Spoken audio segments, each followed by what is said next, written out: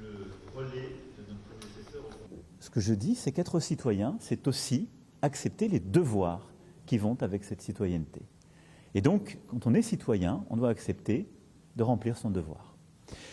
Ensuite, oui, j'assume totalement, et c'est ce que nous faisons au fond depuis l'été dernier, on a une stratégie qui est simple, vacciner, vacciner, vacciner. Elle est européenne. Le gouvernement français, vous continuez à mettre en exergue le rapport avec l'Allemagne. Et donc on peut s'émouvoir sur des formes d'expression qui paraissent familières, que j'assume totalement. Moi, je m'émeus de la situation dans laquelle nous sommes. La vraie fracture du pays est là. Quand certains font de leur liberté qui devient une irresponsabilité, un slogan, non seulement ils mettent en danger la vie des autres, mais ils restreignent la liberté des autres. Et ça, je ne peux pas l'accepter.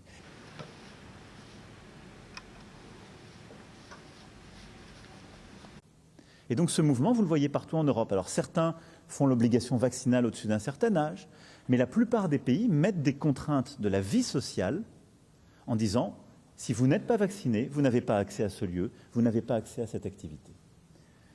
Et nous sommes obligés de le faire pour inciter, pousser les uns et les autres à le faire. Et nous devons faire cela.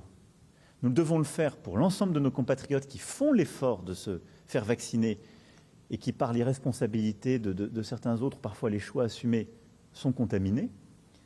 Et nous devons le faire aussi pour nos compatriotes qui parfois se laissent prendre par des discours obscurantistes, par des discours de peur, et ne se protègent pas eux-mêmes, alors que la science, la recherche et l'excellence technologique et productive européenne le leur permet.